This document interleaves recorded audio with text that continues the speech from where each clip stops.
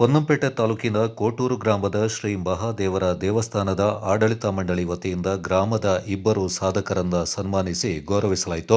ಗ್ರಾಮದ ಸಮುದಾಯ ಭವನದಲ್ಲಿ ಏರ್ಪಡಿಸಿದ್ದ ಸನ್ಮಾನ ಕಾರ್ಯಕ್ರಮದಲ್ಲಿ ಊರಿನ ಹಿರಿಯರು, ಸಮಾಜ ಸೇವಕರು ಹಾಗೂ ಈ ವರ್ಷದ ಕರ್ನಾಟಕ ಸುವರ್ಣ ಮಹೋತ್ಸವ ಪ್ರಶಸ್ತಿಗೆ ಭಾಜನರಾದ ಕಾಟಿಮಾಡ ಜಿಮ್ಮಿ ಅಣ್ಣಯ್ಯ ಹಾಗೂ ಮತ್ತೊಬ್ಬ ಸಾಧಕಿ ಕಳೆದ ವರ್ಷದ ಎಸ್ಎಸ್ಎಲ್ಸಿ ಪರೀಕ್ಷೆಯಲ್ಲಿ ಕೊಡಗು ಜಿಲ್ಲೆಗೆ 2ನೇ ಅತಿ ಹೆಚ್ಚು ಅಂಕ ಪಡೆದ ಲಯನ್ಸ್ ಶಾಲೆ ವಿದ್ಯಾರ್ಥಿನಿ ಭಾಷಿತಾ ದೇವಯ್ಯ ಅವರನ್ನ ಸನ್ಮಾನ ಮಾಡಲಾಯಿತು.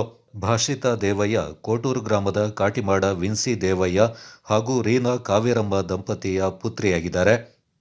ಕೊಡಗು ಚಾನೆಲ್ ವರದಿ ಚಂಪಾ ಗಗನ, ಪೊನ್ನಂಪೇಟೆ.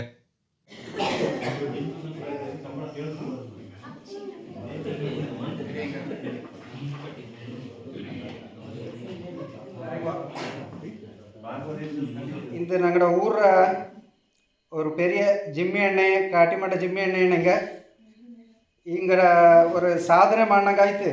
ಕರ್ನಾಟಕ ರಾಜ್ಯ ಸರ್ಕಾರ ಹಿಂಗಕ್ಕೆ 2024ನೇ ಸಾಲರ ಕರ್ನಾಟಕ ರಾಜ್ಯೋತ್ಸವ ಸುವರ್ಣ ಮಹೋತ್ಸವ ಪ್ರಶಸ್ತಿಯಿಂದ ಕೊಡ್ತೈತಿ. ಅಂದನೆ ನಂಗಡ ಡಿಕ್ಕಿ ಮಾಸ್ಟರ್ ಹಿಂಗಡ ಮೋವ ಭಾಷೆ ತಂದು ಕೈ ಜಗಾಲ ಹತ್ರ 10ನೇ ಕ್ಲಾಸ್ಲು ಲಯನ್ಸ್ಲು ಕೊಡೋದಕ್ಕೆ ಫಸ್ಟ್ ಬಂದೈತಿ. ಅಂಗಳು ಈ ಸಂದರ್ಭದವ್ರು ನಂಗೆ ಸನ್ಮಾನ ಮಾಡಿದ್ದು ನಂಗೆ ಬಯಲು.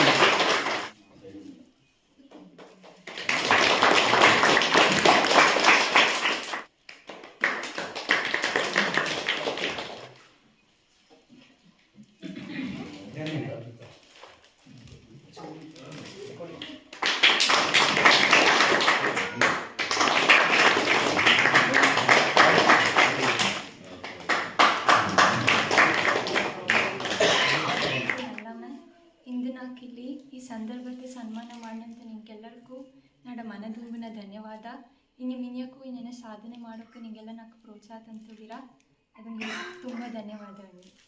ನಗರ ಕರ್ನಾಟಕ 6 ಕೋಟಿ ಜನ 6 ಕೋಟಿ ಜನಸಲು 50 ಆಂಡಾಳನ್ನು ಸೆಲೆಕ್ಟ್ ಮಾಡಿ ಈ ಅವಾರ್ಡು 50 ಜನದಲ್ಲಿ ಕೊಡಗಲ್ಲಿ 4 ಅವಾರ್ಡ್ ಕೊಟ್ಟಿದ್ದು. ಅದು ಕೊಡಗಲ್ಲಿ 4 ಒಬ್ಬಗೆ ಕೊಟ್ಟಿನವ್ರು ಅವಾರ್ಡ್.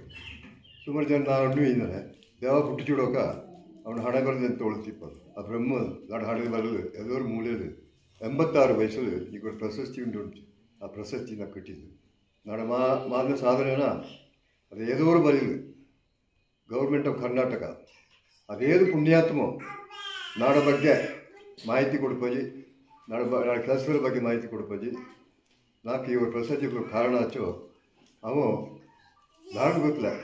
ಅವು ಅನಾನಿಮಸ್ ಆಯ್ತು ಉಂಟು, ಅನಾಮಿಕ ಯಾರಿಗೂ ಗೊತ್ತಿಲ್ಲ. ನನಗೆ ಅದರ ಕಂಡುಹಿಡಿಯುವ ಪ್ರಯತ್ನ ನಾವು ಮಾಡ್ತಲ್ಲ.